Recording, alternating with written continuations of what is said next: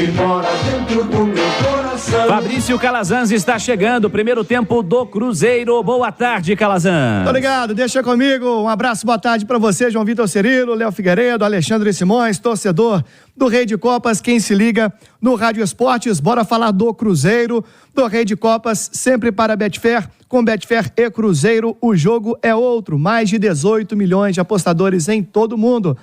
Texto legal, termos e condições se aplicam para maiores de 18 anos. João Vitor Cirilo, a gente, nesta reta agora de pré-temporada, a gente começa a fazer um exercício de reflexão. E aí o mercado daqui a pouquinho vai aquecer, Cruzeiro buscando treinador, certamente vai ter que reforçar e muito o elenco. E aí na manchete eu trouxe que com mais poderes, mais responsabilidades. Isto porque o Cruzeiro galgou vaga na Copa Sul-Americana, que inclusive era o objetivo inicial desta SAF do Cruzeiro para este primeiro ano de Série A.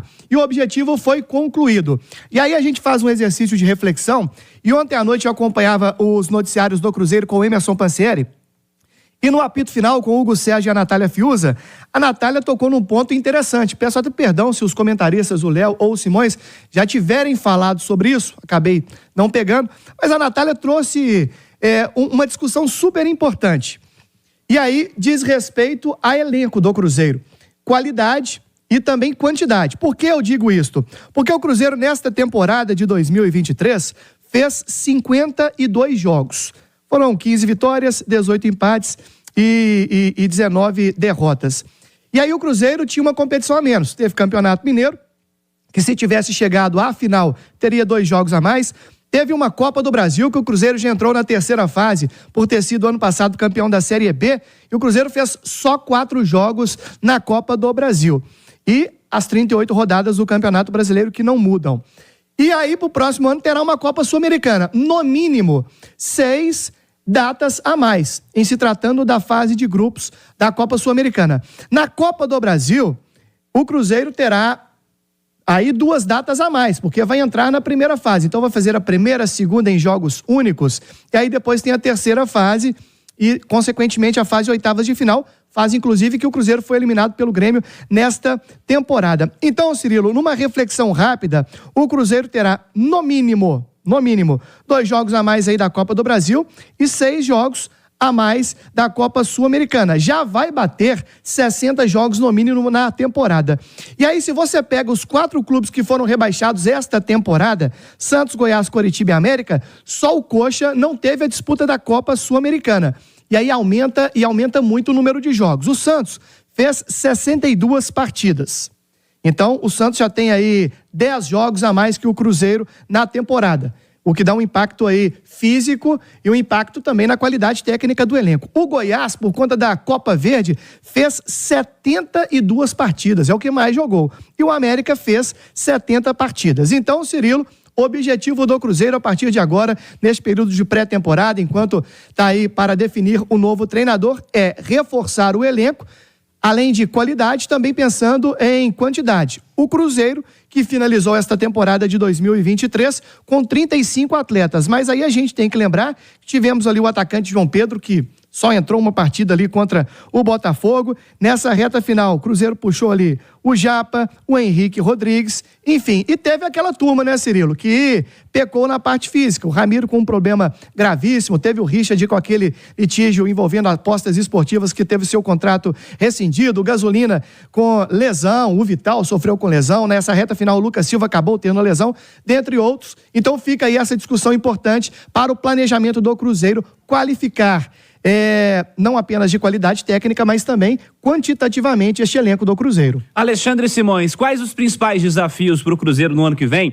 Pensando nessa história trazida pelo Calazans, e é um fato, um número maior de jogos disputados, Copa Sul-Americana vem aí, é fase de grupos, tem jogos garantidos. O que você espera do Cruzeiro para o próximo ano?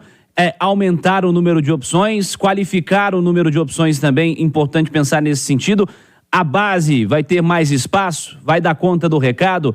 Teremos priorização de competições pelo quadro que o Cruzeiro apresenta? O que você está aguardando desse 2024 do Cruzeiro, Simões? Olha, Cirilo, bom dia, Fabrício. Olha, o Cruzeiro, além de ter pelo menos a fase de grupos da Copa Sul-Americana, ele terá 3 viagens e não se sabe para onde, né? E essas viagens, elas acontecem porque a Copa Sul-Americana começa paralelamente à Libertadores na primeira semana de abril, não é isso? Isso. Então já é quase reta final de estadual e início de brasileiro. Exatamente. Então vai embolar Brasileirão com viagem que pode ser para Venezuela, para o Equador. Então podem ser viagens complicadas e isso a gente sabe que desgasta muito o atleta. Eu acho que além da qualificação do grupo, tá? Isso aí eu acho que é óbvio e evidente, o Cruzeiro precisa ser mais assertivo e 2022 deu muito certo, mas o Cruzeiro contratou demais. O Cruzeiro precisa contratar menos e melhor. Pega o grupo do ano passado da Série B, a rotatividade que aconteceu no grupo do Cruzeiro para a temporada de 2022. É que a temporada foi boa porque foi campeão da Série B, alcançou o objetivo de voltar à Série A. Esse ano a coisa se repetiu, sendo que esse ano tem aí uma questão que eu acho que é mais grave e precisa ser tratada com toda a urgência e toda a responsabilidade. Muitos casos de jogadores, até experientes, que deixaram de fazer parte por falta de compromisso, por indisciplina. Isso é muito grave num grupo. O Alisson, Gilberto, o Wesley, tem mais. Entendeu? Isso é muito grave. Você tem um grupo que é tão afetado por questões envolvendo comportamento de jogador. Então isso, o Cruzeiro, isso faz a gente ver, tá, que o projeto futebol do Cruzeiro de 2023 esteve muito longe de ser eficiente, embora tenha alcançado seus objetivos, que era permanecer na Série A e alcançar uma vaga na Copa Sul-Americana. Mas tem muitos problemas a serem resolvidos e esse, para mim, é muito grave. Questão disciplinar de jogador, inclusive provocando afastamentos e negociações por causa disso. Ciro. Encontrar um treinador com essa capacidade de mobilização não também, só né? treinador, diretor. Diretoria também. Eu não sei também se aqui é tanto de gente, se é positivo, sabe? Eu acho que quando quando é cacique demais, talvez o índio fique um pouquinho perdido. Sim. Boa, Simões. Léo Figueiredo, desafios do Cruzeiro para a próxima temporada. Eu acho que tem que jogar com seriedade a Copa Sul-Americana. Não tem essa história de desmerecimento à competição continental, até porque eu imagino que esse desmerecimento não vai acontecer por uma palavra da própria diretoria, né? O Ronaldo falando do copo meio cheio, de ter estabelecido isso como meta, de ter traçado esse cenário como positivo para o Cruzeiro estar numa competição continental. Isso foi garantido pelo Cruzeiro com esse empate aí na última rodada. Dentro disso, acho que o Cruzeiro vai tratar com seriedade a Copa Sul-Americana. Para tratar com seriedade, vai ter que qualificar o elenco, Léo. Ô Cirilo, o Cruzeiro precisa ter, em primeiro lugar no planejamento, o Campeonato Brasileiro. Ele não pode se dar o luxo de priorizar uma competição que não seja o Campeonato Brasileiro. O Cruzeiro vai viver o seu 2º ano de retorno, é mais um ano de afirmação, com toda certeza deve ser um ano com dificuldades ainda. O Cruzeiro não vai conseguir, o Paulo Autori foi muito feliz quando ele disse que não se pega um problema que foi criado em 20 anos fazendo mal ao clube em 2 anos.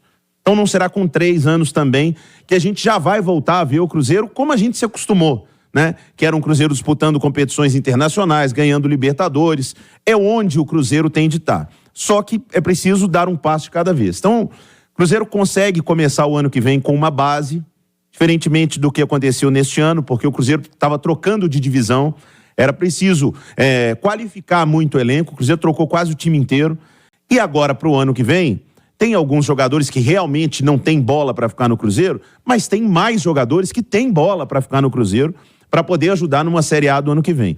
Se vier uma condição, se o clube tiver condição de qualificar o seu elenco e talvez até quantificar, e aí o quantificar, a quantidade, ela pode ser, inclusive, com jogador de base. Se você tem 3, 4 bons jogadores da base subindo, você consegue quantificar o seu elenco. Agora, se você não tiver jogadores prontos para essa transição, para começar a ajudar no time de cima, você tem que buscar mais jogadores para ter um elenco. Para disputar 2 competições, para disputar 3 competições, você tem Copa do Brasil também. Então, é preciso você ter elenco. E quando a grana é curta, você tem que ser muito criativo, você tem que ser inteligente e a sua margem de erro diminui muito. O que me deixa a concordar 100% com o que acabou de dizer o Alexandre Simões. Eu me pergunto, Por que o Cruzeiro precisa ter Autuori, que se mostrou agora espetacular nessa reta final, mas tem Autuori, tem Paulo André, tem Elias, tem D'Alessandro. Gente, para um clube que quer e precisa dar uma enxugada e gastar pouco, e olha, não é nada contra o personagem, contra o Elias, mas o que o Elias faz no Cruzeiro? A gente sabe o que ele faz no Corinthians, né? Porque na véspera do jogo com o Botafogo, que o Cruzeiro ainda corria risco de rebaixamento, ele estava na festa do Fábio Santos cantando o hino da Gaviões da Fiel.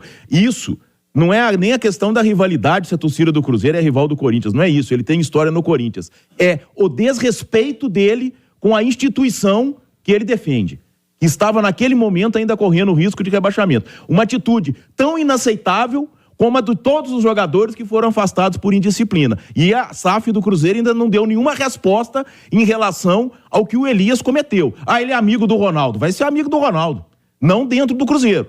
Porque ele desrespeitou o Cruzeiro, indo a uma festa do Fábio Santos, que é amigo dele, ok, não tem problema nenhum, ele pode ter amizade. Mas naquele momento, ir para a rede social, cantar hino do Corinthians, com o Cruzeiro caindo em risco de rebaixamento, aquilo ali foi um desrespeito absurdo. E se você levar em conta que o próprio Corinthians ainda tinha um certo risco de rebaixamento e era concorrente do Cruzeiro.